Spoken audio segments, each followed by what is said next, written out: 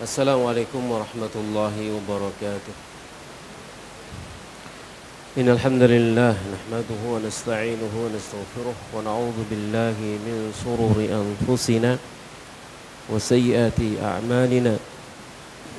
May yahdihillahu fala mudilla lahu wa may yudlil fala hadiya lahu. Asyhadu an la ilaha illallah wahdahu la syarika lahu wa asyhadu anna Muhammadan 'abduhu wa rasuluh. Allahumma salli wa sallim ala nabiyyina Muhammadin wa ala alihi wa sahbihi ajma'in. Ya ayyuhalladzina amanu taqullaha haqqa tuqatih wa la tamutunna illa wa antum muslimun. Ya ayyuhan nas taqu rabbakum alladzi khalaqakum min nafsin wahidah wa khalaqa minha zawjaha wa batha minhuma rijalan katsiran wa nisaa'a. واتقوا الله الذي تساءلون به والأرحام إن الله كان عليكم رقيبا. يا أيها الذين آمنوا اتقوا الله وقولوا قولا سديدا يصلح لكم أعمالكم ويغفر لكم ذنوبكم ومن يطع الله ورسوله فقد فاز فوزا عظيما.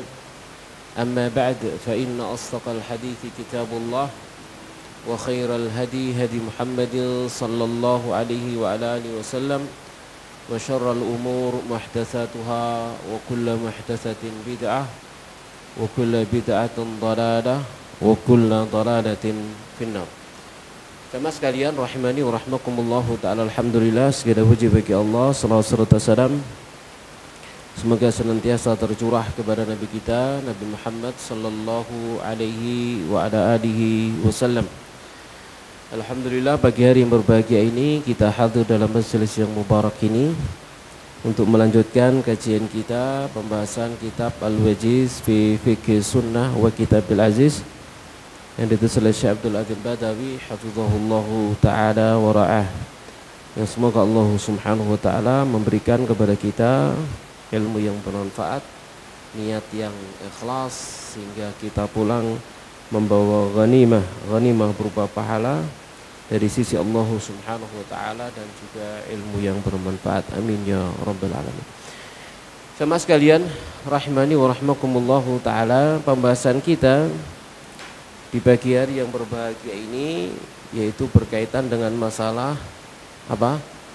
Shaf, ya, berkaitan dengan masalah shaf di dalam sholat, ya. Kita akan bahas kaitannya dengan hukum-hukum shaf, ya, di dalam sholat. Jamaah sekalian rahimani wa rahmakumullahu ta'ala.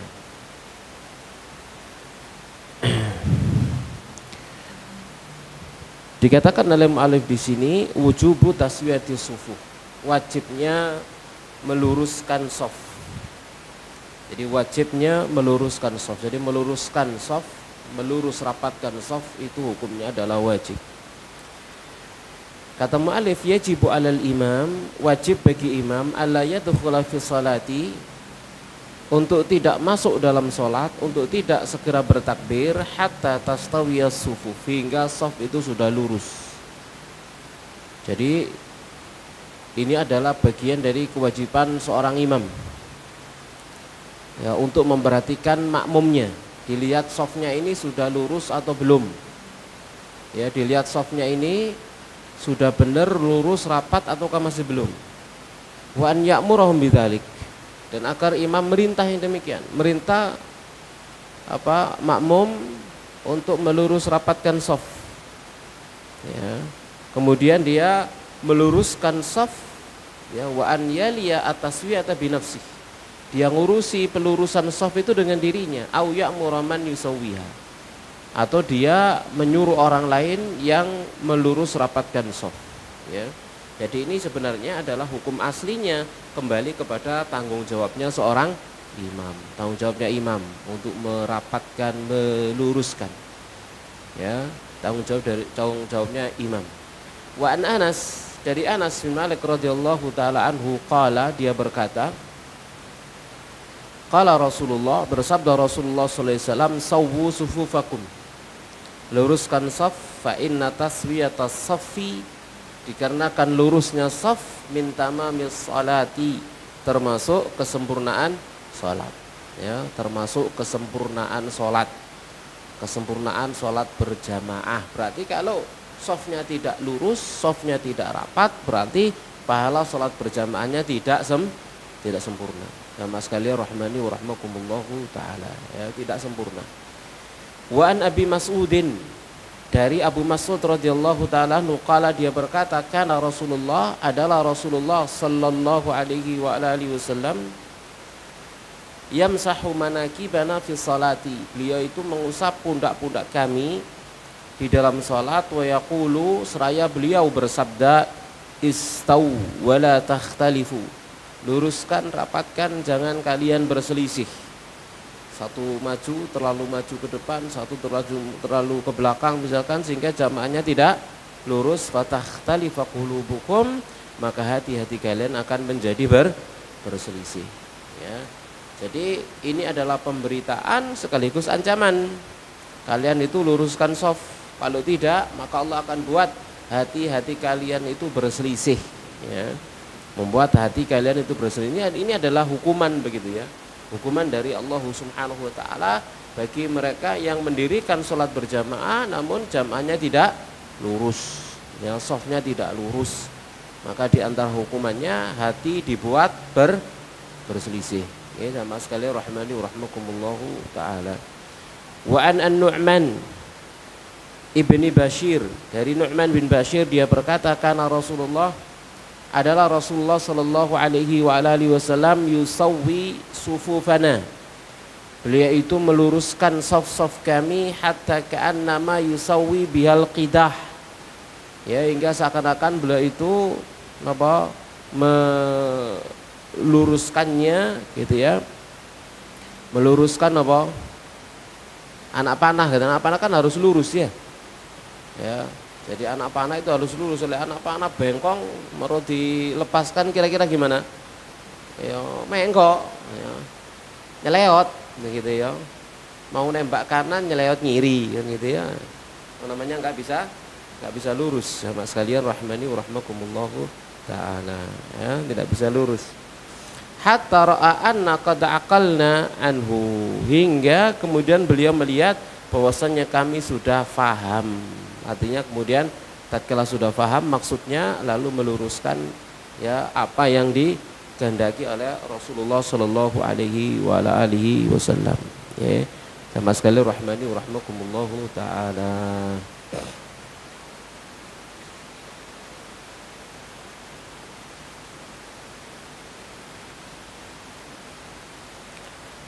Kita lanjutkan.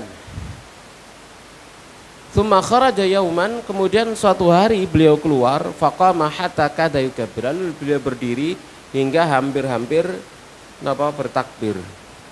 Fara'a rajulan badiyan sadrahu minas shaf, ya, lalu beliau melihat ada seseorang yang dadanya posisinya lebih maju dari shafnya. Faqala, lalu beliau bersabda, ibadallah, wahai hamba-hamba Allah, la tusawwunna sufufakum, benar-benar kalian akan meluruskan shaf-shaf kalian, au la yukhalifannallahu baina wujuhikum, atau Allah akan benar-benar memalingkan di antara wajah-wajah kalian. Jadi diperintah oleh Nabi SAW untuk lurus. Melihat ada yang tidak lurus, maka diberikan peringatan oleh Nabi SAW untuk melurus dan rapatkan shaf, ya. Sama sekali rahmani wa rahmakumullahu ta'ala. Dari Ibnu Umar radhiyallahu ta'ala anhuma, bahwasanya Rasulullah SAW juga pernah bersabda, aqimus sufufa, tegakkan shaf, luruskan shaf, wahadhu bainal manakib, dan rekatkan, sejajarkan di antara pundak-pundak, wasuddul khalal, tutupi celah, walinu bi aidi ikhwanikum, dan lemah lembutkanlah tangan-tangan dengan tangan-tangan kepada saudara-saudara kalian. Wala tadharu furujatin lisyaitan, dan jangan kalian tinggalkan celah untuk setan. Waman wasala saffan wasalahullah, barang siapa yang menyambung shaf maka Allah akan menyambungnya. Wa man qata'a shaffan qata'ahu Allah, dan barang siapa yang memutus shaf maka Allah akan memutusnya. Ya, kita perhatikan di sini Nabi SAW memerintah meluruskan shaf, lalu mensejajarkan pundak, merapatkan pundak, menempelkan pundak. Jangan membiarkan ada celah ya di antara shaf, tapi tetap tidak oleh kenceng-kencengan apa nih lengannya harus lembut satu dengan yang lainnya. Ya, yang melembut ini kan ya berarti ya mengalah, jangan begini tapi apa jadinya ditarik ke belakang ya, memegang apanya? Apa ini? Memegang apa ini? Lengannya. Kan begini ya, jamaah sekalian rahimani wa rahmakumullahu taala ya. Agar kanan dan kirinya tidak tidak terganggu ya. Dan tidak boleh meninggalkan celah. Kalau celah itu terbuka maka akan dimasuki setan. Kalau setan masuk di antara shaf maka mereka tidak akan mengganggu, tidak akan berbuat melainkan mengganggu orang yang sholat. Ya pasti dia akan mengganggu orang yang sholat, memberikan was-was, membisikkan sesuatu, mengingatkan apa yang lupa begitu ya, mengingatkan apa yang dia lupa. Itu mas sekalian rahmani wa rahmakumullahu taala. Itu kan sering toh kita insyaallah semuanya punya pengalaman ingat sesuatu dalam sholat, betul? Iya, ingat sesuatu dalam sholat. Ya, saya punya pengalaman juga ya, gitu ya. Jadi lagi nerjemah dapat satu kata, apa maksudnya gitu ya, satu kalimat gitu ya, apa maksudnya gitu ya. Baru datang waktu sholat. Loh, dalam sholat lu mau paham? Iki ilham apa? Was-was teko setan kira-kira ya, gitu ya. Jamaah sekalian rahmani wa rahmakumullahu taala, malah diwurui di dalam sholat ya. Iku maksudnya ini ngono. Sehingga yang dipikirkan dalam sholat itu bahwa kalimat tadi itu bukan bacaan-bacaan dari sholat. Nah seperti itulah jamaah sekalian rahmani wa rahmakumullahu taala, setan itu akan selalu menggoda kita dengan cara apapun. Ya, dengan cara apapun untuk memalingkan kita dari yang fadil, afdal kepada yang mafdul. Gitu ya, bahkan memalingkan kita untuk melakukan satu perkara yang kita anggap baik tetapi pada dasarnya itu tidak lebih baik. Seandainya kita melakukan yang lebih baik gitu ya. Ya contohnya tadi itu ya, misalkan diingatkan di dalam sholat akan suatu kebaikan, apik enggak? Diingatkan di dalam sholat untuk melakukan satu kebaikan, bagus? Bagus? Iya, padahal khusyuk lebih bagus gitu loh maksudnya.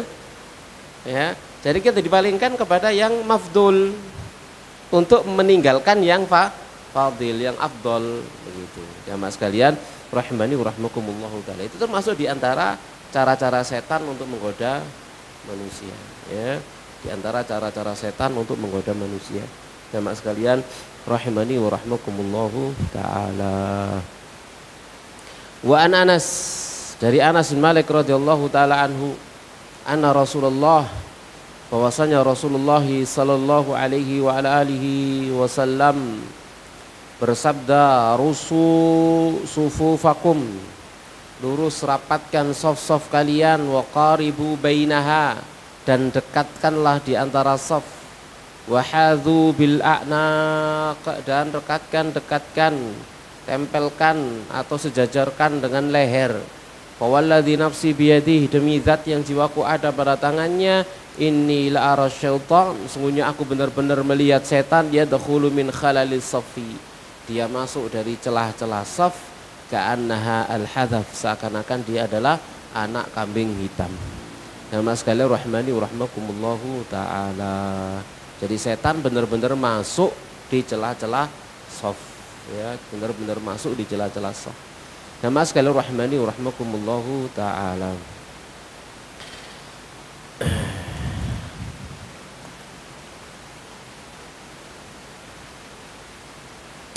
Kita lanjutkan sekarang. Jadi itu hukum daripada melurus rapatkan shaf, yang semua adalah bagian dari perintah Nabi kita Muhammad sallallahu alaihi wa ala alihi wasallam. Lalu kaifa tusawwas sufufu, lalu bagaimana shaf itu dilurus rapatkan? Gimana caranya? An Anas, dari Anas, anin Nabi, dari Nabi sallallahu alaihi wasallam qala, beliau bersabda, aqimu sufufakum, tegakkan shaf kalian, luruskan shaf kalian, fa inni arakum min wara'i dhahri, maka sungguhnya aku melihat kalian dari balik punggungku.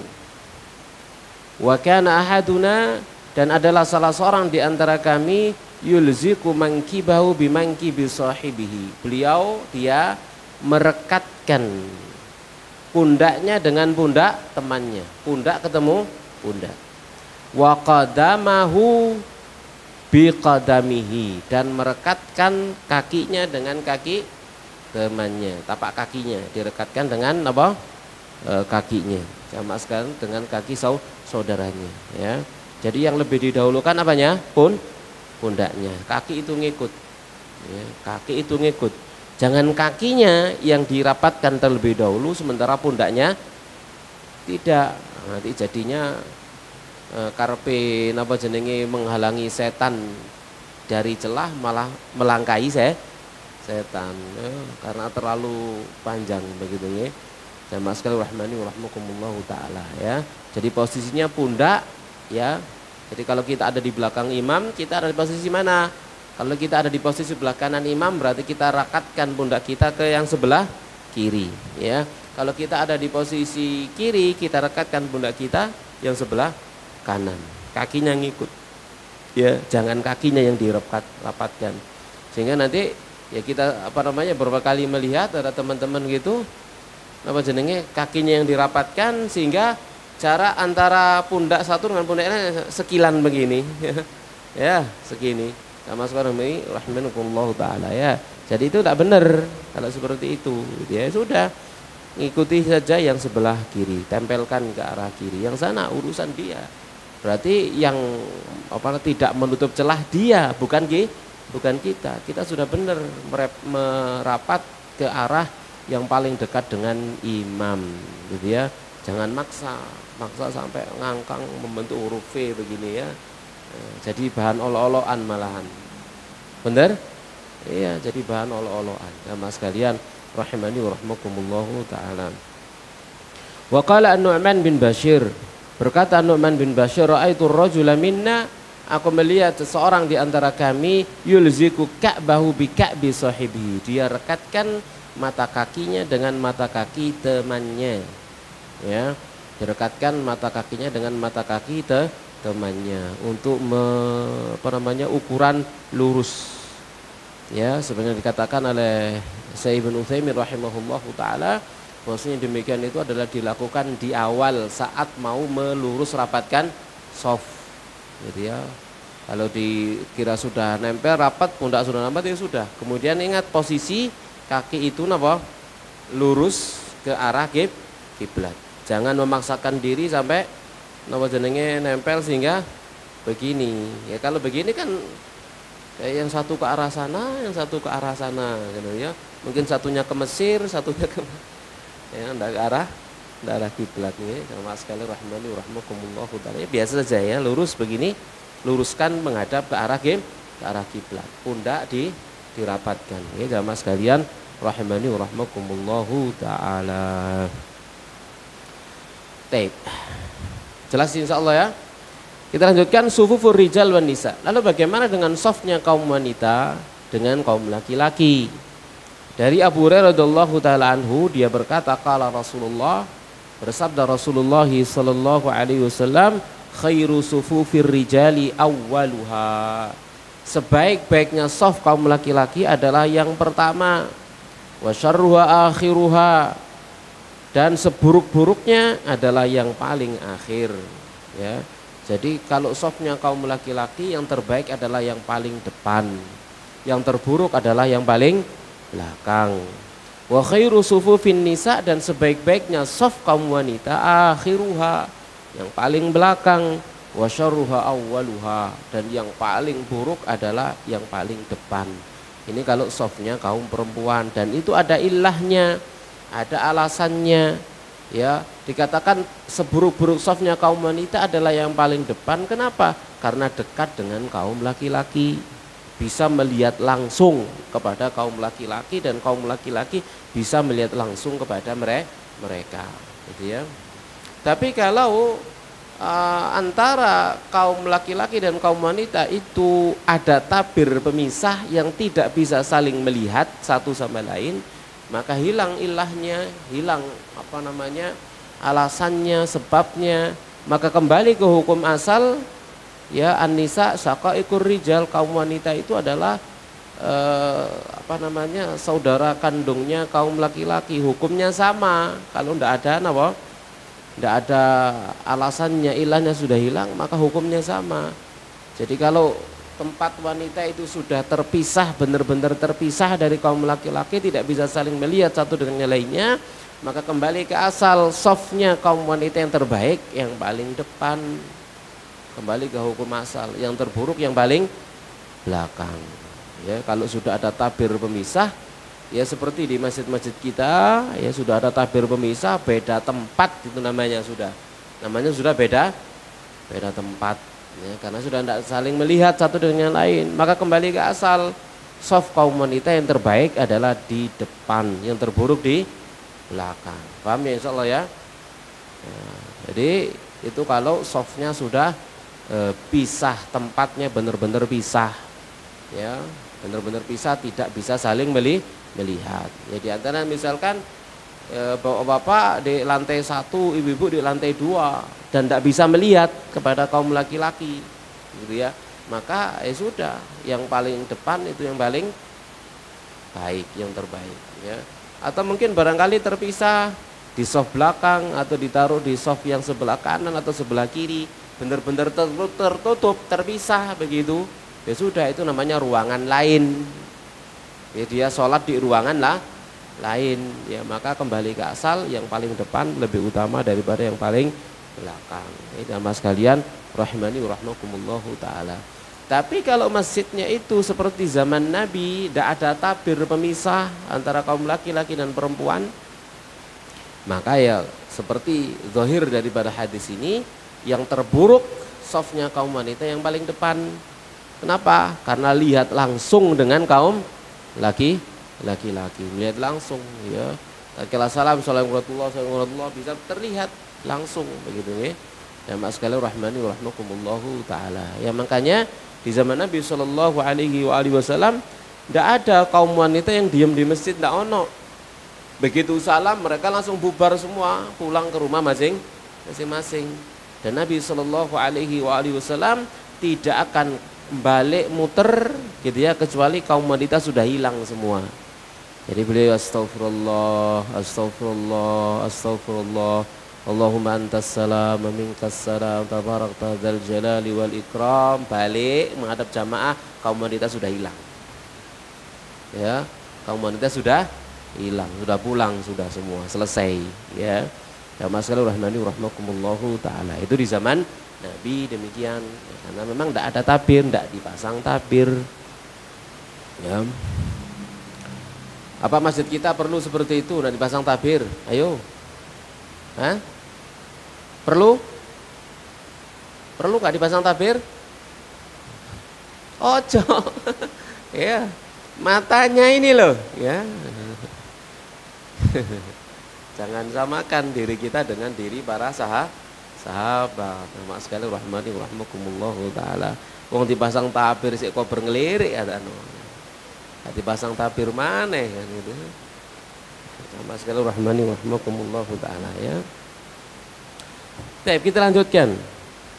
Fadilatu sufuf al-awwal wa mayamini sufufi. Keutamaan saf yang pertama dan saf yang sebelah kanan, ya. Jadi keutamaan saf pertama dan saf yang kanan.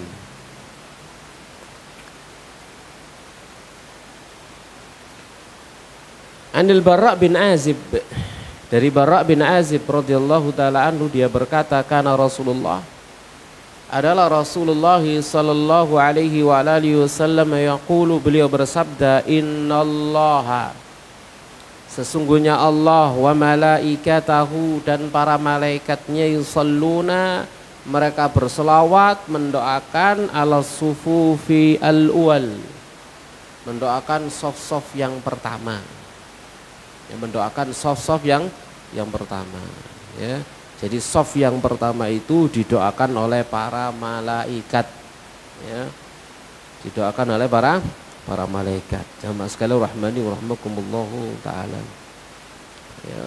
Tetapi jangan khawatir, di masyarakat kita mesti oleh soft yang pertama. Napa sebabnya? Ya Allah, saken jarang sing sholat berjamaah. Jadi mesti oleh soft, masih masbuk lho nih soft pertama. Kegedean masjid gitu. Masjid kegedean, penghuni kurang, ya. Ya semoga kita semua diberi hidayah. Amin ya rabbal alamin. Sehingga masjid kita itu sholat berjamaahnya seperti Jumatan ngono lho, ya. Itu kan keinginan setiap muslim. Ya. Namun Cik Angel ngejak kaum muslimin untuk melaksanakan yang demikian, ya. Mungkin barangkali ada di antara mereka beranggapan sunnah lho, ngono iku sing jadi masalah gitu, ya. Menganggapnya sunnah, ya. Jamaah sekalian rahimani wa rahmakumullah taala, itu salah kaprah yang salah, ya. Kita lanjutkan. Ya, sementara soft yang pertama ini adalah soft yang didoakan oleh para malaikat. Maka jangan sampai ketinggalan. Jangan sampai ketinggalan dari soft yang pertama. Ya, jamaah sekalian rahimani wa rahmakumullah taala. Jangan kita menunggu, misalkan nunggu komat napa di belakang soft. Ya, nunggu di sana sholat di penirat. Nah, misalkan gitu ya, sholat di penirat. Penirat itu apa? Tahu penirat? Bagian luar dari masjid itu loh, di emperan, sholat di emperan gitu ya. Baru dikomati, baru dia berdiri. Akhirnya enggak dapat soft yang pertama atau soft yang paling dekat dengan imam. Jangan begitu, gitu ya. Jadi kita datang ke masjid, cari tempat yang terbaik di depan, ya, di soft yang paling depan, apabila perlu yang paling dekat dengan imam, begitu, biar kita mendapatkan keutamaan, ya, biar kita mendapatkan keutamaan. Ya, makanya juga jangan sholat, napa jenenge, datang lalu sholat di paling belakang, ambek dekek niku sutra gawenan niku dekek ngarepe, pek ini. Lalu dia sholat di belakang. Ini keliru, gitu ya. Sama sekali rahmani rahmakumullahu taala. Kalau kita tanya sama nyontoh sapa sih jane ngono iku, gitu ya.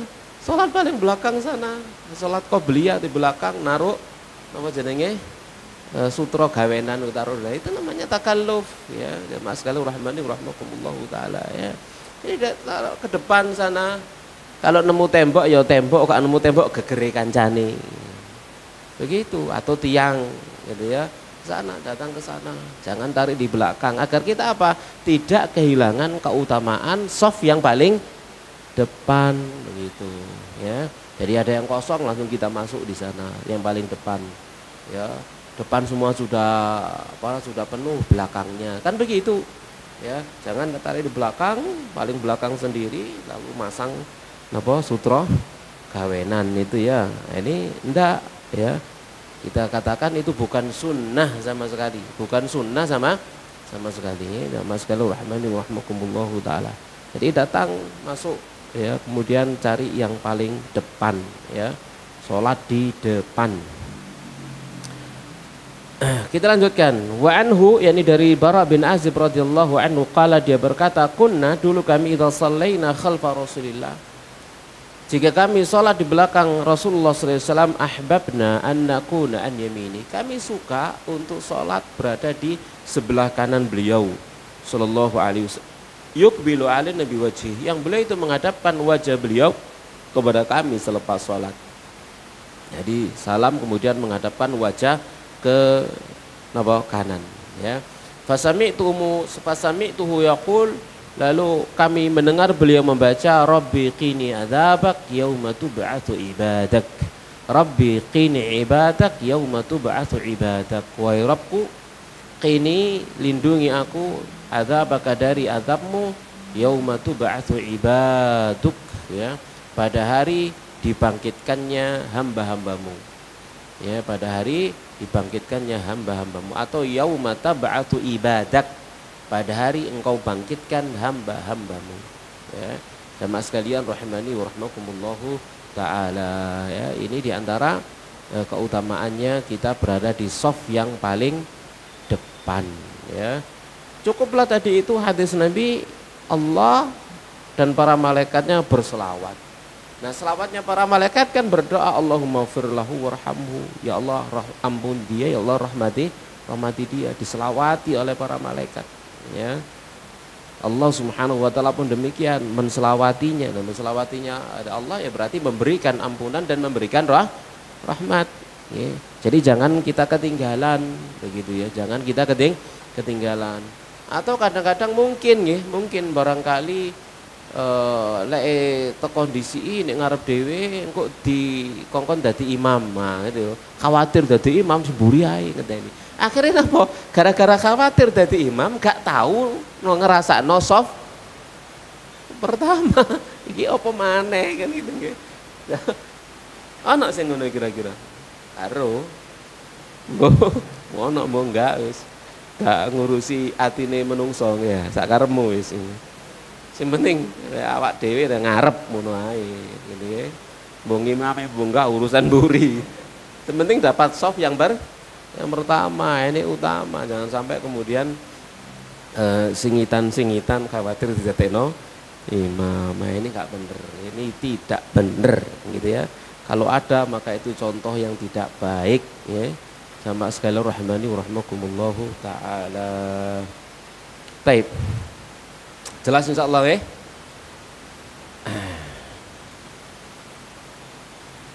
Yang berikutnya, man yaqumu khalfal imam, siapa yang berdiri di belakang imam pas. An Abi Mas'udin Al-Ansari, dari Abu Mas'ud Al-Ansari, qala, dia berkata, karena Rasulullah adalah Rasulullah sallallahu alaihi wa alihi wasallam yaqulu, beliau bersabda, liyalini minkum, hendaknya yang ada di belakangku langsung di antara kalian adalah ulul ahlam, orang-orang yang baligh, ya, wan nuha, dan orang yang memiliki ilmu, tsummal ladzina yalunahum, kemudian yang di bawah mereka, kemudian yang di bawah mereka. Jadi hendaknya yang mau berdiri di belakang imam itu tahu posisi.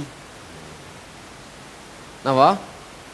Tahu posisi dirinya, tahu begitu ya. Kalau dia merasa misalkan ya lek balik ngono balik insyaallah. Lek balik. Ya, tapi syaratnya kan bukan sekedar balik gitu ya. Apa namanya? Qur'annya bagus. Bacaan Qur'annya bagus. Kemudian dia paham fikih jadi imam. Sehingga kalau ada apa-apa dia bisa ganti maju untuk menggantikan imam atau mengingatkan imam. Begitu, dia harus tahu diri. Ya, tatkala seseorang itu mau berdiri belakang imam, dia harus tahu diri, siapa dirinya. Bisa enggak dia itu kalau ada apa-apa mengingatkan imam atau mengganti kedudukan imam.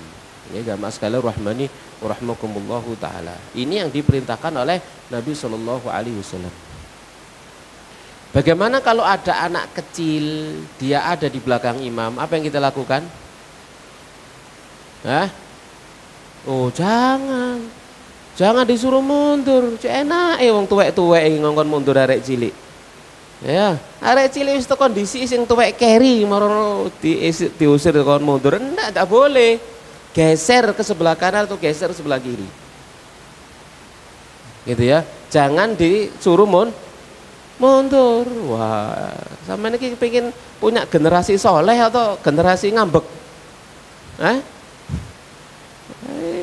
Ya, mereka adalah pengganti kita. Kita mati mereka ganti. Oh, jadi kongon mundur. Dia berangkat dari rumah, aku pengen sholat di belakang imam, cari tempat yang terbaik karena Allah berselawat, malaikat berselawat gitu ya. Begitu ndek ngarep kongon mundur. Muring-muring enggak kira-kira? Hatinya gelo, jangan mengecewakan mereka. Gimana caranya? Digeser. Geser ke sebelah kanan atau geser sebelah kiri, geser. Jangan disuruh mundur. Ya, jadi geser. Gitu ya. Apalagi sing ngongkon mundur sing keri. Ya enak gitu ya. Komat kayak teko lho ngongkon arek cilik mundur, sing arek cilik ket mangu wis lungguh ndek kono. Gak punya adab wong tuwek ini. Ya, kalau seperti itu. Ya, jangan gitu ya, tapi geser sambil diberikan penjelasan sama anak ya. Geser ya ke sebelah kanan ya, karena di belakang imam tempatnya orang dewasa ya. Ya tempatnya orang dewasa, kata Nabi seperti itu. Anak-anak tidak boleh di belakang imam, geser kanan, begitu caranya. Mereka tetap tenang begitu. Nanti mereka datang lagi nggak akan duduk di belakang imam, dia akan cari tempat yang lain. Dan itu tidak boleh diganggu, jangan diganggu Pak. Gitu ya. Ya karena saya punya pengalaman seperti itu. Saya bawa ponakan yang masih kecil disuruh mundur, saya marah. Sama imamnya nyuruh mundur. Kati tak debat iki gak enak gak melok di masjid gitu ya. Padahal kalau dia anak yang saya bawa ini bisa gantikan imam. Artinya apa? Dia bisa imam, mau tak jawab ngono iki kayak gak enak gitu ya. Jangankan dia di soft yang paling depan, gantikan sampean lo bisa. Kan gitu ya. Gantikan imamnya lo bisa. Wong menjadikan syarat jadi imam kan tamyiz gitu ya. Tamyiz bisa jadi imam kok. Malah disuruh mundur dari soft yang paling depan. Ini enggak benar. Jamaah sekalian rahmani rahmakumullahu taala gitu ya. Dan ponaan itu sekarang jadi salah satu ustadz di mana di pondok pesantren sekarang jadinya ya. Dia kalah dia. Baik, jamaah sekalian rahmani rahmakumullahu taala ya. Kita lanjutkan. Jamaah sekalian rahmani rahmakumullahu taala. Nah, sekarang saya pegangi ngajar di program takmili, program di tempat saya ngajar fikih ya, ngajar fikih sekarang. Anak tersebut. Mana teh? Napa bahas napa? Oh iya. Kita lanjutkan, Mas, anak-anak ya. Jadi anak-anak kita harus kita sayang gitu ya. Kalau mereka sudah punya semangat di soft, dia harus disayang ya. Jadi biarkan mereka di depan, jangan disuruh ke belakang. Tapi geser kanan, geser kiri boleh gitu ya. Tapi kalau di belakang jangan, sekali-kali jangan. Mereka itu generasi penerus kita. Berikutnya, kecuali kalau datangnya bareng sama yang tua, maka mereka harus ngalah di belakang.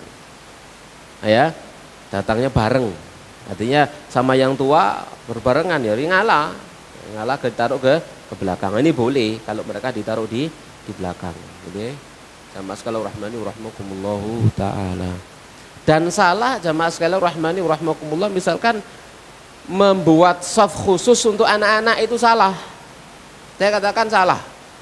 Apalagi zaman ini gitu loh.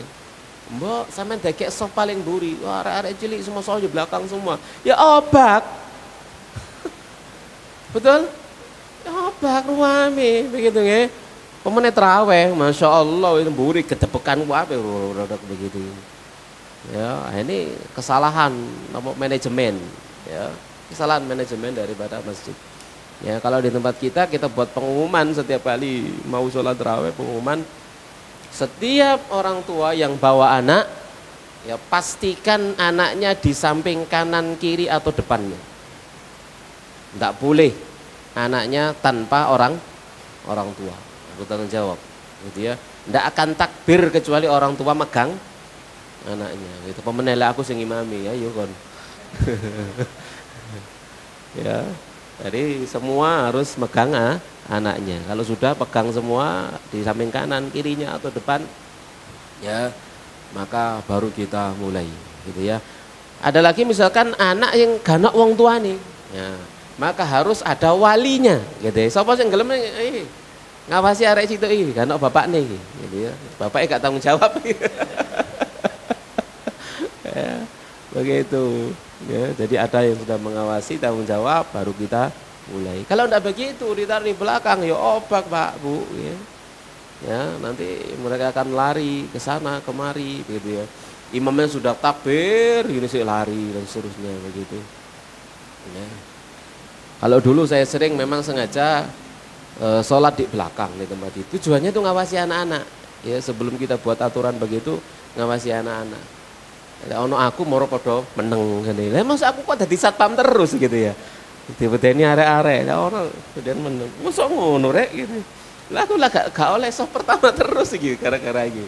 Ya akhirnya kita buat begitu urusanmu wong gitu. Anake dhewe-dhewe. Ya wis gak urusi maneh. Karena kita juga pengen dapat keutamaan apa? Yang lebih begitu ya, jamaah sekalian rahimani wa rahmakumullahu taala. Dan alhamdulillah dengan cara seperti itu salatnya hening sudah. Menjadi tenang karena masing-masing mengikuti orang tua sendiri dan masing-masing apa? Bertanggung jawab. Dan itu kewajiban kita. Jangan malah ditulisi di masjid anak di bawah umur tidak boleh dibawa ke masjid. Ini zalim, jangan begitu. Ya. Jangan begitu. Itu anak kita engko sing ngisi masjid sing tuwek-tuwek tok, sing watuk-watuk tok. Ya, anak-anak kecil nanti bal-balan embong kono. Ya jangan begitu, sampean mati jange. Ya, kita harus wariskan masjid kita untuk anak-anak kita, buat mereka cinta dengan masjid kita, tempat kita. Ya. Ajak malah ditulisi kayak ngono, anak kecil enggak boleh dibawa ke masjid ya Allah. Kayak gak tahu cilik ae biyen wong. Lahir langsung gede ngono bae. Lahir langsung jenggoten ngono ya Allah. Saya kesel kalau ada masjid tulisan yang ngono kesel. Jangan begitu ya. Biarkan. Oh, Nabi Shallallahu Alaihi Wasallam dalam sholat juga pernah memendekkan bacaan karena mendengar tangisan apa? Anak tangisan meluduk kowo nang masjid dibawa. Ya, jamaah sekalian rahimani rahimakumullahu taala. Ya, Nabi lagi berkhutbah melihat cucunya Hasan atau Husain terjatuh, turun dari khutbah digendong anaknya, digendong cucunya. Begitu. Jadi bawa ke masjid anak-anak itu sudah hal yang biasa. Cuman tinggal manajemennya saja. Ojo menang enake supaya gak rame, ojo nggo anak ngono. Ya, nah ini kurang pinter takmirnya ini. Ini kurang nama jenenge kreatif ya, kurang kreatif. Ya apa caranya? Ya. Ini jenenge anak-anak ya. Anak-anak ya, opo ae digawe tulinan kan gitu ya. Opo ae dibuat mainan. Semua di dunia permainan, jadi main-main. Ya gimana kita orang tuanya saja ya. Baik, kita lanjutkan. Sama sekali rahmani rahmakumullahu taala. Pasal berikutnya karahatus sofi bainas sawari, dimakruhkannya bersaf di antara tiang-tiang, di antara tiang ya. An Muawiyah ibni Qurrah an Abi, dari Muawiyah bin Qurrah dari bapaknya, qala dia berkata kunna nunha, dulu kami dilarang an nasuffa, dari kami bersaf bainas sawari, di antara tiang, ala ahdi Rasulillah, di zaman Rasulullah sallallahu alaihi wasallam, wa nutradu anha tardan, dan kami dilarang, ditolak darinya dengan sebenar-benarnya pelarangan, ditolak, benar-benar tidak boleh. Ya jamaah sallallahu alaihi rahmakumullahu taala ya. Jadi kalau ada tiang maka shaf di antara tiang itu tidak dipakai kecuali inda darurah. Pada saat ada darurat. Daruratnya apa? Misalkan apa? Tidak ada tempat lain ya, kecuali di sana, maka nggak apa-apa itu diisi ya. Tapi kalau enggak ya hendaknya di belakangnya ya. Wa inna hadza fi haqqil jamaah, ini pada haknya salat berjamaah. Amal munfarid adapun salat sendiri fala ba'sa bis salatih, maka enggak apa-apa salat di antara tiang. Kalau salatnya sendiri bainal amudain, di antara dua tiang, idza ittakhadha sutrotan, jika utukhidha sutrotan, jika dia dipakai sebagai sutroh. Dari Ibnu Umar qala dakhala Nabi SAW masuk al-baita, ke rumah, wa Usamatu ibnu Zaidin, sementara Usama bin Zaid, wa Utsmanu ibnu Talhah, dan Utsman bin Talhah, wa Bilal, dan Bilal, fa atala thumma kharaj ya, lalu memanjangkan berdiam diri di dalam rumah lalu keluar. Kuntu awwalun nasi dakhala ala athri, dan aku adalah orang yang pertama kali masuk mengikuti beliau. Fasa'altu Bilalan, dan aku bertanya kepada Bilal, aina shalah, di mana beliau salat? Qala bainal amudaini al-muqaddimaini, ada di antara dua tiang yang terdepan, ya. Jadi kalau salat di antara dua tiang, ya, yang sendirian tidak masalah. Tapi kalau berjamaah kan jadi memutus shaf, ya, shafnya jadi terputus, ya. Maka itu hukumnya makruh, ya. Kalau bisa ditinggalkan, ditinggalkan. Kalau tidak bisa karena daruri, ya tidak masalah, ya, karena daruri, ya, jamaah sekalian rahimani wa rahmakumullahu taala. Jelas insyaallah.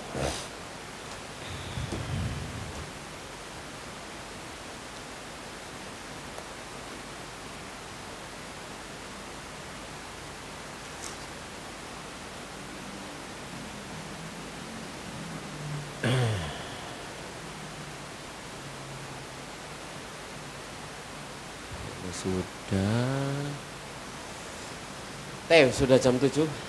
Biasanya ket mulai sakniki ket mari. Ya. Ada pertanyaan kira-kira? Nggih, fadhol monggo, Pak. Silakan jika ada pertanyaan. Assalamualaikum warahmatullahi wabarakatuh.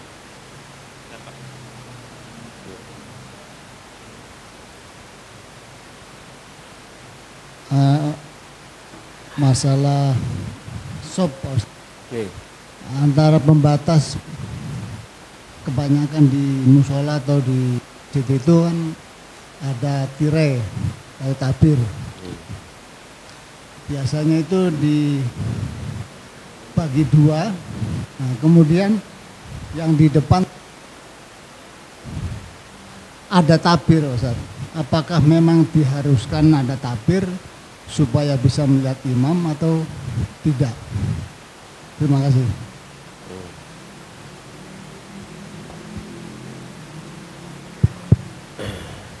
Baik. Jadi ada tirai pembatas antara kaum laki-laki dan kaum perempuan.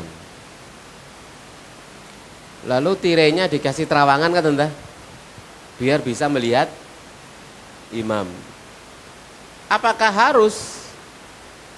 Maka jawabannya adalah kalau di zaman Nabi bahkan gak tirai-tiraian, gak terawang-terawangan. Kan gitu ya? Gak tirai-tiraian, gak terawang-terawangan. Gitu ya. Lalu kenapa kok pakai tirai? Misalkan kalau di masjid-masjid kita, apakah itu terawangan atau enggak terawangan? Itu kan li ajlil maslahah. Karena kemaslahatan menjaga pandangan. Ya. Kemaslahatan menjaga pandangan. Apalagi masih banyak di antara kaum ibu-ibu kalau ke masjid justru maca. Kan itu ya? Kan kenyataannya masih banyak kan begitu nggih? Masih banyak yang seperti itu. Jamaah sekalian rahimani wa rahimakumullah taala, masjid malah maca. Gitu ya. Ngetokno ayune. Bahkan di kampung-kampung misalkan gitu ya, nang masjid mlampai cuwencing-cing ngono. Cing-cingnya kedukuran pisan gitu. Nah, ini semua kan mengganggu pandangan gitu. Ya, masuk masjid mengganggu pandangan.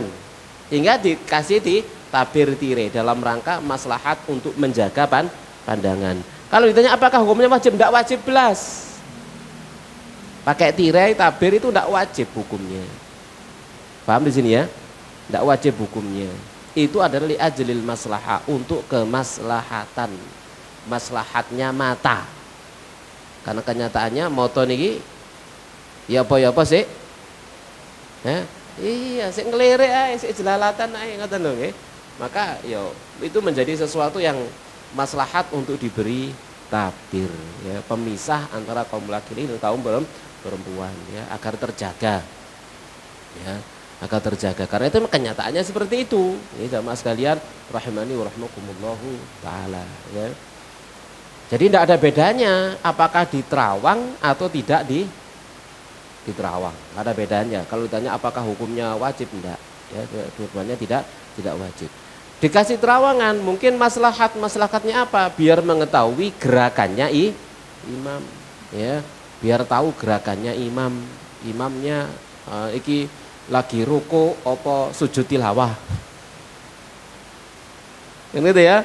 Nah, ini lagi rukuk apa sujud tilawah, misal begitu, gitu ya. Dan imam harus paham ini. Ini tabirnya ini tabir penutup full apa ada terawangan sehingga kaum wanita bisa melihatnya. Kalau full wis ojo macam-macam salat sampean. Jadi imam ojo macam-macam. Misalkan sujud tilawah tinggalkan sujud tilawah. Kenapa? Bisa jadi sampean sujud tilawah napa? Perempuan ruku kan korat karit. Ya. Sampean napa ngadeg ibu-ibu iktidal gitu ya. Iya. Marana sampean habis sujud tilawah gak ngelanjutkan surat, langsung sujud. Apa kan? Ya. Ya. Ya bangetan niku. Mau sampean ruku gitu ya. Sampean ruku ibu-ibu sujud. Sampean iktidal ibu-ibu longgo. Iya. Sampean sujud, ibu-ibu melok sujud. Ya, sampean duduk iftiras, ibu-ibu tasahud. Ya, begitu ibu tasahud terus sampean kok sujud mana? Oh, dari ibu-ibu sujud sahwi. Elak sujud. Waduh, kacau wis, ya. Wis kacau wis seperti itu ya. Ya Mas sekalian rahimani rahimakumullah taala. Jadi imam harus faqih Mas ini, ya. Jadi kalau sunnah itu dia kerjakan malah justru buat kacau, maka tinggalkan. Tinggalkan. Ya, dan Mas sekalian rahmani rahmakumullahu taala. Ya. Jadi melihat, ibu-ibu nggak bisa melihat. Ya, maka ya sudah, jangan macam-macam. Ya. Atau juga kan sering kita ada beberapa kali dapat berita, napa? Salat Id kacau gara-gara imamnya sujud tilawah. Sujud tilawah makmumnya rukuk. Ya namanya sholat itu loh yang datang bukan hanya orang yang ngaji sudah ngerti ilmu, kadang yang lebih banyak orang awam gak tahu ngaji, ndelok sujud tilawah bingung. Iya sholat imam aliran opo iki. Ya, mari ngadeg langsung sujud. Nah, ini harus diperhatikan. Imam itu harus faqih, bener faqih. Memperhatikan kondisi gitu ya. Tidak setiap sunnah itu harus segera untuk diamalkan. Kalau kemudian bikin apa? Bikin kacau gitu ya, tanpa edukasi terlebih dahulu. Jadi harus edukasi. Ya, sebelum melakukannya harus edukasi. Kalau edukasi sudah nyampe maka enggak apa-apa. Ya. Saya punya pengalaman seperti itu. Saya masih kecil saat itu, mungkin kelas berapa ya? Kelas 3 kalau nggak salah. Kelas 3 SD atau kelas 4. Pak D saya, hafizahullah, itu saat itu ngimami di masjid, mau membaca Alif Lam Mim Sajdah rakaat pertama sholat subuh sama Al-Insan rakaat yang kedua. Maka sebelum sholat subuh diterangkan hukumnya sama Pak D saya kepada jamaah, ya, diterangkan hukumnya dan seterusnya. Nanti ada sujud tilawah seperti ini, saya akan baca panjang gitu ya. Masih kecil saya, kelas 4-an kalau nggak salah. Ya, jadi beliau menyampaikan hal itu. Ya sudah, begitu sudah dijelaskan, ya sudah nggak ada masalah karena seluruh jamaah paham begitu. Jadi harus ada edukasi sebelum melaksanakan suatu sunnah. Biar tidak kacau. Jelas nih insyaallah nih, paham ya? Jawaban sama pertanyaannya nyambung? Nyambung. Oke, fadhal. Ada lagi yang lain? Baik, ada lagi yang mau bertanya, silakan.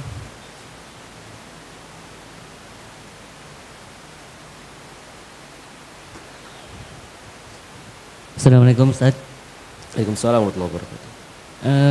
Sop pertama memang sop terbaik untuk sholat berjamaah.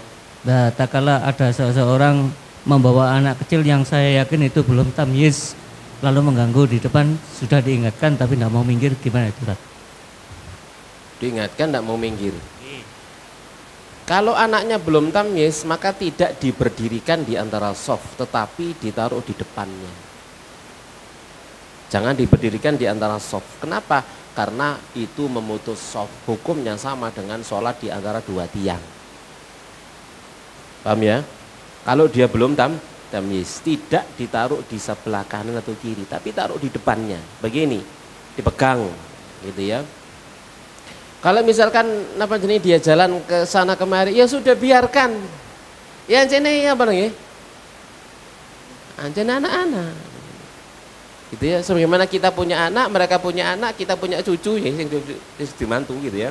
Maka mereka juga punya cucu. Ya sudah, bawa anak kecil lalu kemudian sudah ditaruh di depan, kemudian duduk, ikut duduk. Takbir Allahu Akbar. Sudah.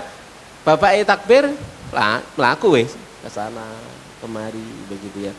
Yang demikian jamaah sekalian rahmani rahmakumullahu taala, maklumi saja.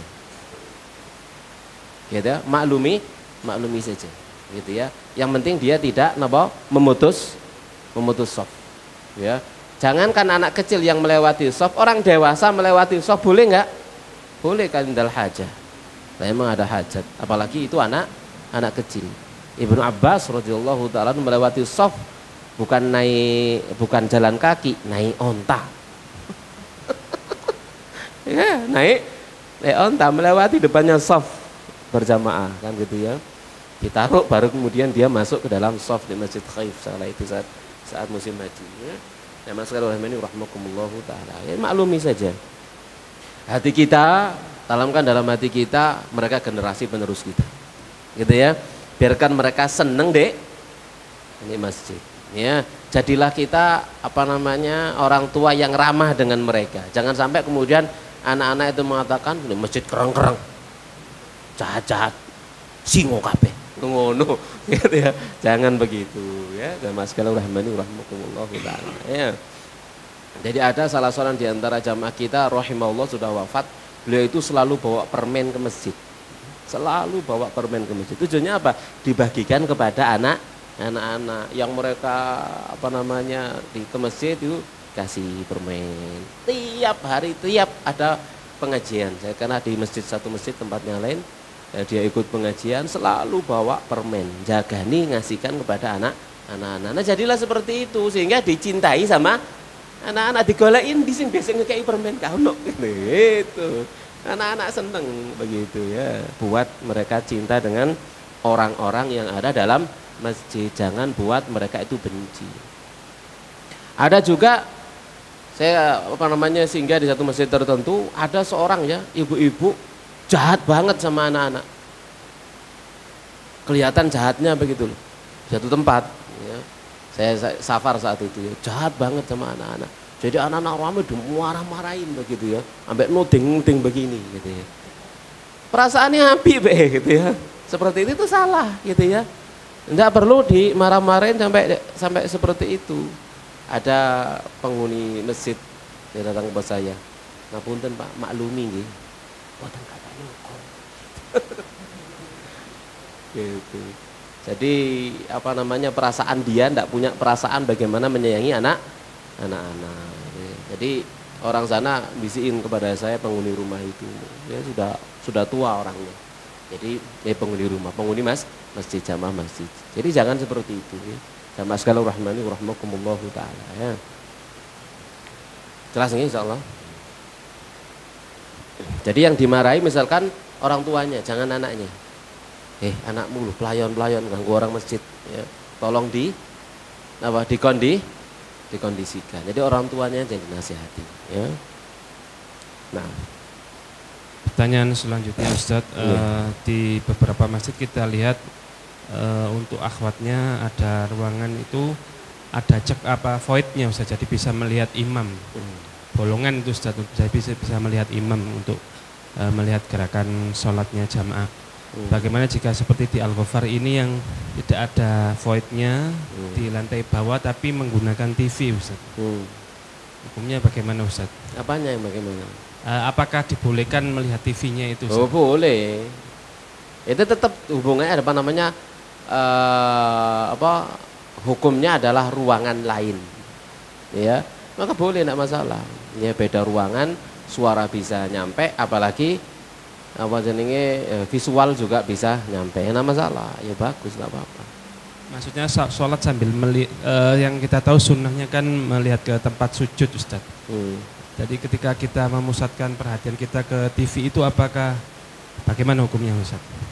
Ya melihatnya ke bawah, melihatnya ke tempat sujud, melihat ke TV itu indal haja. Iki rukuk dah, sujud tilawah. Nah, kan itu saja. Kan gitu ya. Jadi misalkan membaca ayat sejadah kira ya. Pas sujud misalkan gitu ya. Nah, apa namanya Allahu Akbar delok, sujud. Nih, sujud begitu saja. Indal hajah pada saat dibutuhkan. Kalau tidak butuhkan tetap melihat ke bawah, melihat ke depan itu kadang-kadang. Jangan taruh TV-nya di atas, jadi melihat ke atas. Memang ada larangan. Ditaruh di mana? Iya, tengah begini. Posisinya di depan. Jangan ditaruh di atas. Sehingga karena atas dangak begini, dangak tidak boleh. Bolehnya adalah ke depan, sunnahnya ke bawah. Ya, pasti berdiri. Nah ya, pasti berdiri depan. Ya, depan soft, bukan di atas begini tapi di depan. Nah, lurus. Ini pertanyaan saya Ustaz, bagaimana jika kita seperti di Masjidil Haram itu Ustaz? Kita diwajibkan atau dianjurkan mengisi soft yang kosong, celah-celah yang kosong itu Ustaz ya. Jadi ketika ada yang maju, kita ikut maju gitu ya Ustaz. Pertanyaannya seperti yang kami dapati di Masjidil Haram itu, biasanya karena saking besarnya masjidnya dan banyaknya jamaah yang mungkin masih belum bisa disiplin untuk mengisi soft depan itu terus Ustaz, jadi kosong gitu maju gitu, depannya kosong lagi Ustaz, kosong lagi, terus itu sikap kita tetap maju terus gitu atau sudah terlalu kebanyakan gerakan gitu Ustaz? Lah apa namanya takbiratul ihramnya kapan? Sudah posisi takbiratul ihram Ustaz. Ya sudah, tatkala kita apa namanya imam sudah takbiratul ihram, ya kita jangan takbiratul ihram kecuali sudah nyampe di depan. Tak usah tergesa-gesa. Ya, tak tergesa-gesa. Jadi sampai di apa namanya di depan. Memang Masjidil Haram itu hukumnya hukum khusus. Karena luasnya masjid dan banyaknya manusia. Ya. Di mana hukumnya adalah sholat di situ di mana saja maka sah sholat berjamaahnya. Pokoknya ada temannya. Kalau tanya saya, pokoknya ada temannya.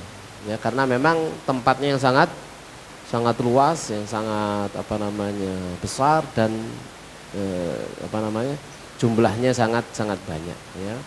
Maka sholat di mana saja. Ya kadang kan kita dapati ya sholat berjamaah di masjid tapi nggak masuk ke dalam masjid tapi di belakang sana ya, cidek Masjid Kubes, cek ketentengan Srengenge, nggak kelihatan Srengenge waktu sholat Jumat gitu. Warna sekali kan gitu ya, nang masjid penuh, nempel nang masjid pewanas, akhirnya mau dising ayub main tuh nang masjid nang Jabal Kubes ya biar ndak kepanasan.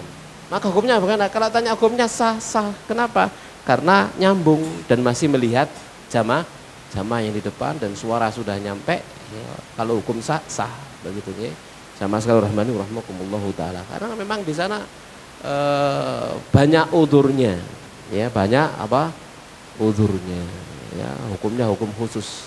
Sebagaimana campur baurnya laki-laki dan perempuan, ya. Kadang-kadang kita sholat di sini kumpulan laki-laki, di kono wedok gitu ya. Kan gitu ya. Itu hukum khusus memang di sana. Ya, karena itu sesuatu yang sulit untuk dihindari, ya. Sesuatu yang sulit untuk dihindari. Nah. Artinya tadi kalau meskipun di depan itu kosong, kita sudah posisi sudah takbiratul ihram, kita tetap maju atau tidak harus? Tidak harus nih. Tidak harus. Karena bisa jadi sampean kok iso melaku terus sampai tutup pelataran Ka'bah. Kalau bisa kejadian ya tutup pelataran Ka'bah, ngarep kosong maju, kosong maneh maju, kosong maneh maju, terus sampai tutup pelataran Ka'bah. Ya. Ya. Pokoknya selagi sampean sudah ada temannya di samping kanan dan kirinya, seterusnya sudah. Ini hukum khusus di Masjidil Haram ya. Nggak kayak di sini, maju marah mandek wis kan. Kayak maju mana ndek kono iso tutup pelataran Ka'bah sampean maju terus. Nah. Pertanyaan berikutnya Ustadz, untuk kajian akhwat apakah diperlukan tabir untuk Ustadz ikhwan karena ada ibu-ibu yang risih kalau nggak ada tabir? Kalau ada. Iya Ustadz, apakah Kalau ada tabir malah risih. enggak, maksudnya kalau enggak ada tabir itu malah risih Ustadz. Kan di beberapa kajian itu kita lihat kalau yang kajian khusus akhwat itu antara ustadznya itu ada yang ada tabirnya, ada yang tidak. Ya sebaiknya bagaimana Ustadz? Apa jari ustadz? Lah ustadznya jaluk tabir, kasih tabir. Kalau ustadznya percaya diri. Ya Allah, percaya diri rek. Ya. Jadi ya ahsannya kalau hukum ditanya apakah boleh tidak ada tabir, maka jawabannya boleh tidak ada tabir. Ya, jawabannya adalah boleh tanpa ada tabir. Tetapi di sana maslahatnya pakai tabir. Ya, maslahatnya adalah pakai tabir. Biar ustadznya juga bisa menjaga pandangan. Ya, bisa menjaga pandangan. Ya, saya di Malang kemarin beberapa kali gak gelem kalau nggak ada tabirnya, sehingga saya nggak ngisi karena jamaahnya nggak mau kalau ada tabirnya, saya nggak mau. Gitu ya. Di tempat lain saya mau tidak ada tabirnya, beda, perlakuan beda. Lama sekali pengajian di satu tempat lain saya tidak pakai tabir karena saya melihat memang orangnya bukan orang awam, jamaahnya campuran gitu ya. Jadi yang diperlukan di sana ta'liful qulub dulu, ta'lif qulub ya, membahas kitab fikih wanita dari awal sampai akhir. Dan saya ngajar yo ngene tok wis, gak ndelok rono blas ngene tok. Kata salah seorang di antara ibu-ibu, Ustaz nggak enak Ustaz kalau ngaji nggak dilihat Ustaz. Ngono ya Allah gitu. Ono sing ngono iki. Ya Allah gitu ya. Saya jawab, mbok yo seakan kali kula Bu gitu ya. Gitu ya. Jangan buat saya membandingkan antara yang hadir di sini dengan siapa yang di rumah saya. Jangan buat saya membandingkan, begitu ya. Ya, buat saya selalu menjadikan istri saya yang paling cantik di antara seluruh yang hadir di sini, kan ya. Gimana caranya? Ya gak ndelok sampean, cinta delok bojoku dhewe ngono, gitu. Saya sampaikan seperti itu. Nah, setelah berlangsung lama bertahun-tahun sampailah pada masanya pembahasan masalah napa jenenge cadar, pembahasan masalah napa jenenge hubungan laki dan perempuan dan seterusnya, baru kemudian saya sampaikan.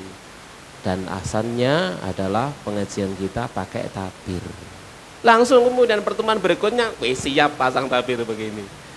Ya, memang perlu edukasi, ya, dan harus sabar karena menyampaikan sunnah itu kan tidak seperti membalik tangan, ada strategi dan seterusnya, gitu ya. Kalau di tempat yang saya menolaknya, saya pikir nggak perlu strategi, wis kakean ustadz nih ngono, masih gak aku sing ngisi ya akeh sing ngisi bapak-bapak. Kalau di tempat tadi itu memang perlu untuk kita belani ya. Karena kurangnya orang yang mengajarkan apa sunnah. Nah. Pertanyaan berikutnya Ustadz, bagaimana kalau ikut sholat berjamaah sambil ngomong terus softnya sendiri di belakang atau di teras masjid karena khawatir mengganggu jamaah, apakah dibolehkan? Artinya memisahkan dari soft itu di belakang sendiri Ustaz, karena membawa anak. Ibu-ibu. Nggih Ustaz. Ini pertanyaannya dari ibu-ibu.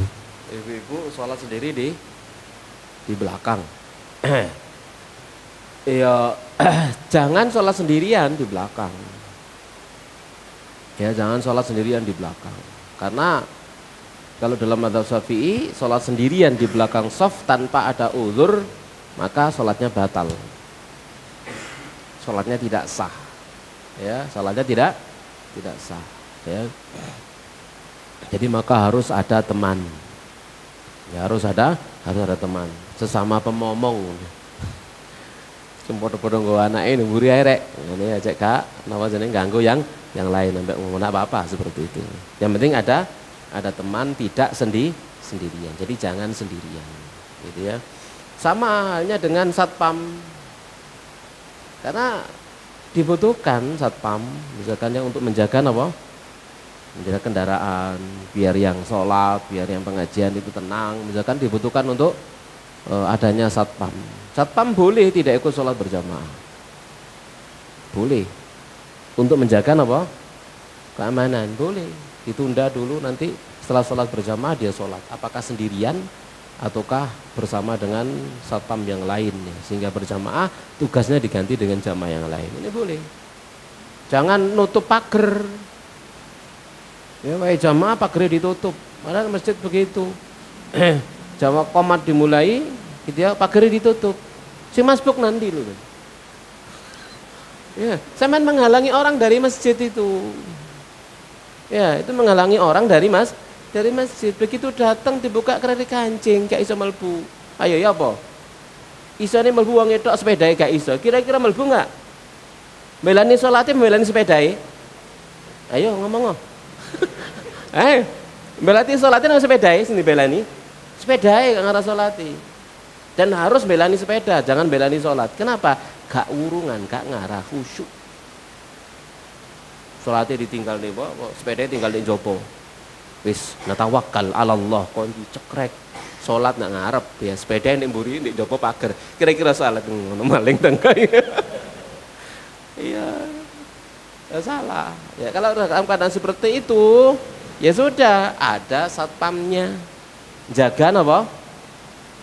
Motor, jaga kendaraan, sekalipun dia tidak ikut sholat berjamaah, tidak apa-apa.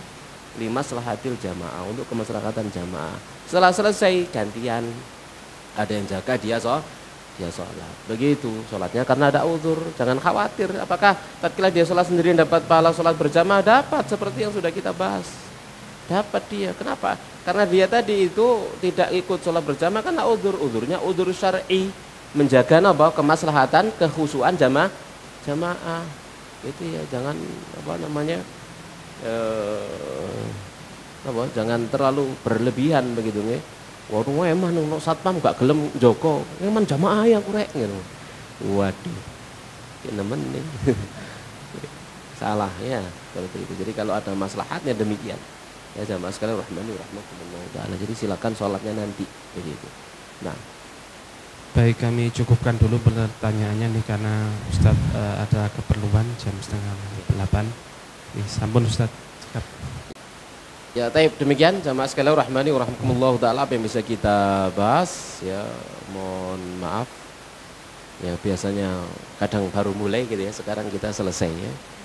Ya karena ada hajat biar menggabungkan dua kebaikan ya. Kalau tidak bisa didapatkan secara keseluruhan sempurna, maka jangan ditinggalkan semuanya ya. Kita ambil semuanya biar dapat kebaikan. Baik, kita akhiri wassallallahu nabiyana Muhammadin wa ala alihi washabihi ajma'in. Subhanakallah bihamdik asyhadu an la ilaha illa anta astaghfiruka wa atubu ilaik. Assalamualaikum warahmatullahi wabarakatuh.